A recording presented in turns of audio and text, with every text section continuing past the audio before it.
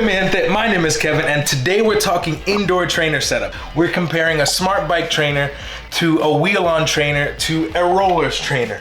Not comparing the exact make and model of these trainers themselves to each other, just more so giving you the overall setup comparisons, my pros, cons, and which one I think is best.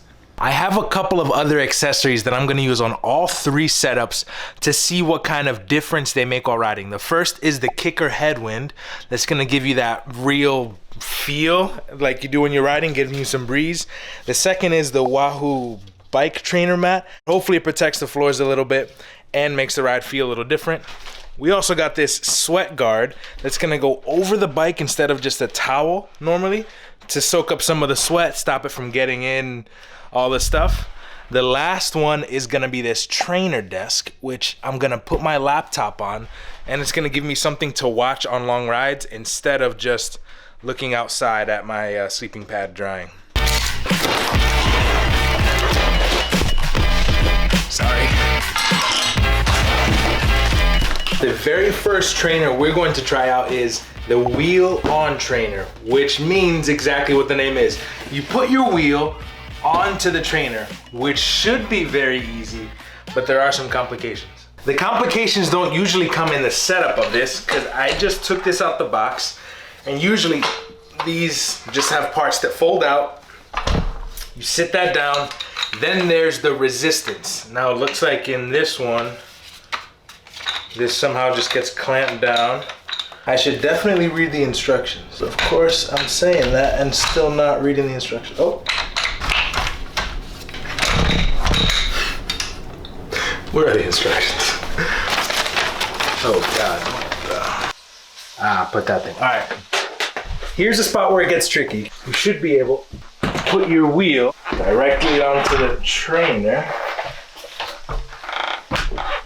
Like that, and then clip it in. But you have to change out the axle, which is what goes through your wheel, to something that's trainer compatible. But most gravel bikes, and mine included, you can't use these because this is the axle size that's going through my bike. This is what most of these trainers like this come with.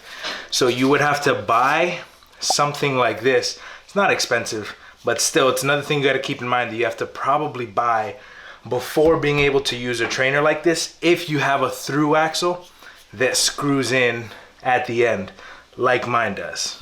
Okay, before I go and actually put this axle on this wheel, I'm gonna give you a watch out. I found that these trainers destroy the tires that you have on them, and you'll see it just chewed up all over the place. So if you don't have a spare set of tires, I recommend getting a trainer tire, or you just get an entire trainer wheel set if possible.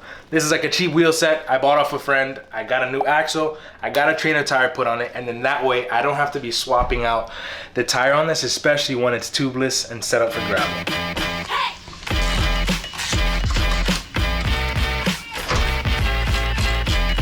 All right, slight change of plans. I can't ride my bike on this trainer. And it's no fault of this trainer. I've had this issue with every single wheel-on trainer, and that issue is the spacing. Basically, if you look, my posts that stick out when I put the through axle in are too wide to fit in this and then be able to clamp the bike down. But the good news is we have another bike. It's my commuter bike that I grabbed, put on that old trainer. This one, it didn't fit either for another reason, but we have another trainer. We have a bike that fits on it, so let's ride.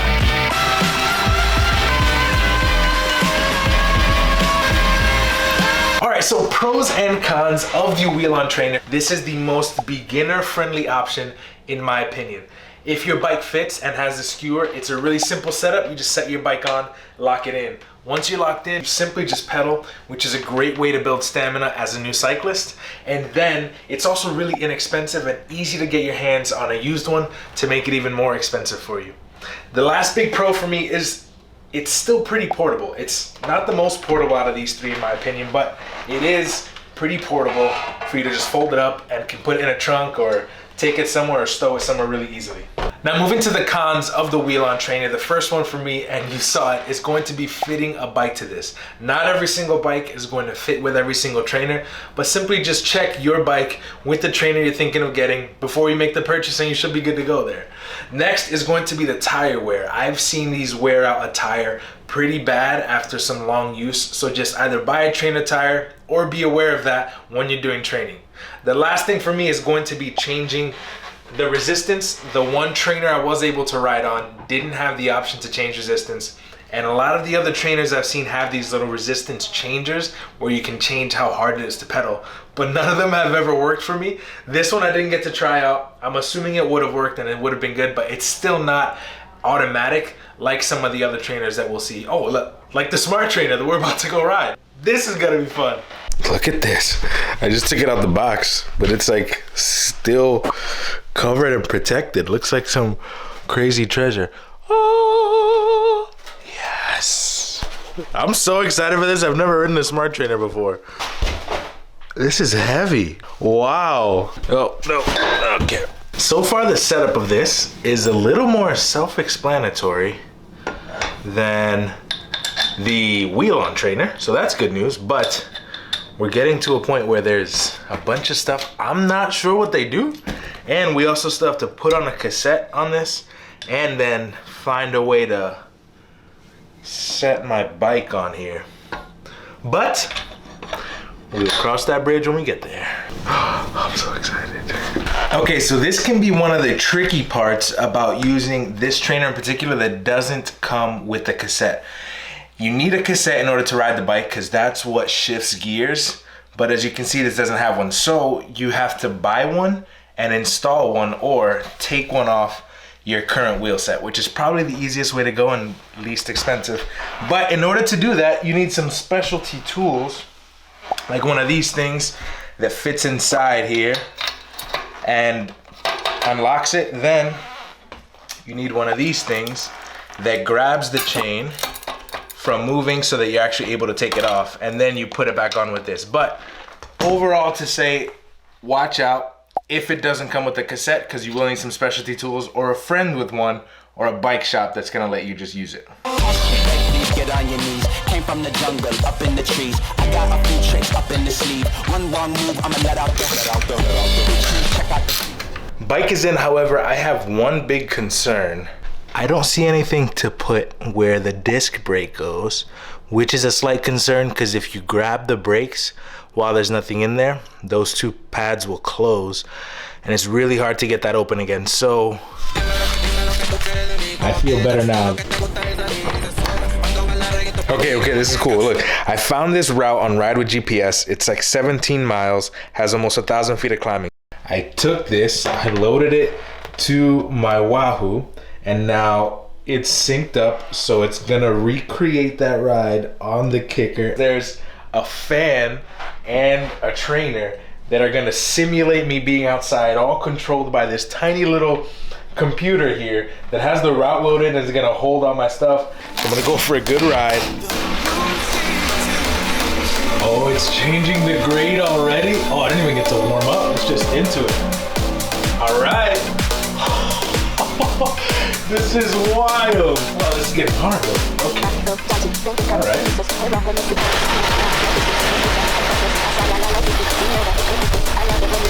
This hurts. Big hill. You do have some calves, Kev. What? Oh, it might be the shadow. That was amazing. That was like riding a new roller coaster for the first time, or I don't even know. That was just so much fun. That brought indoor training to a whole other level. I loved that. Every second of it. It was great. So yeah, there's nothing. I mean, it's expensive if you're looking for a con, but I think you get what you pay for. That was amazing, and I would definitely train a whole lot more indoors if I had this. So across the board, smart trainer, a blast. A blast. Man, that was fun. Okay, last but not least, let's see what these guys are all about. That's it. Okay.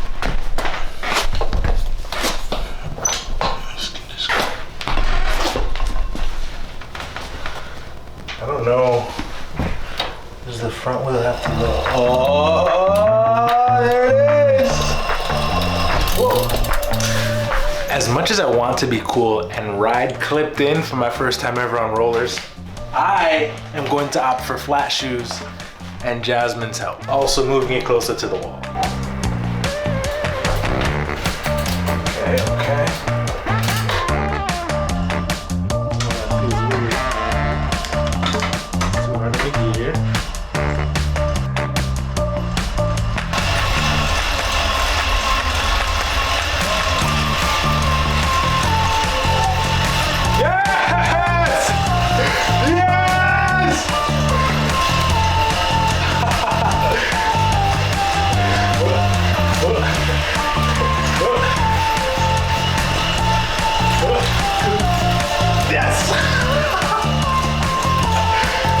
I feel my body's getting worked a whole lot more.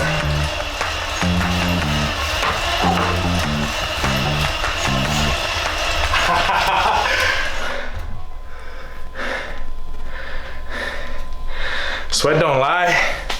That was way different than what I thought it would be. In a really good way. It wasn't as hard to pick it up. Granted, I haven't done it clipped in, but I mean, I just rolled for, fully in control, took individual hands off. I haven't gone completely hands off yet, but wow. Okay, rollers. Simplest setup to start cycling, in my opinion. You literally just take your bike and set it on there. There's nothing else you need, no tools required, nothing. You just lay this thing down and put it on there.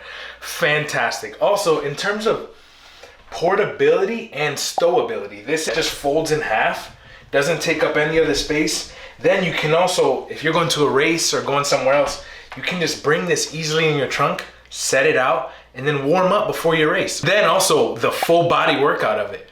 It's not just you sit there and pedal, so it's not just a leg workout, it's also your core. Like, I sweat a lot from those couple, it's now like absorbed, but those couple minutes on there, whew, I did the most sweating on this than on any of the other setups, by far. Now, in terms of negatives, I would say the difficulty to learn to use them, and they're the ones with the biggest chance of you getting hurt. But if you learn to use them well, both of those go away. So you're just left with all the pros. This was great. This was really fun. Now, ranking them in the order of how much I like them, for me, hands down at the top is going to be the Smart Trainer. The ride experience that you get from this, loading a route, riding something far away, the resistance changing, all of that, I absolutely loved it on this Smart Trainer. Next then for me is going to be the rollers. You can't change resistance on the rollers, but I love the fact that it was a full body experience, no tools required, super simple setup, and it keeps your mind engaged on staying upright and not falling over. Then last for me would be this wheel-on trainer. It's still a great trainer, still a great way to get in a bunch of miles. I just think these other two provide some things for me personally that I like a little bit more.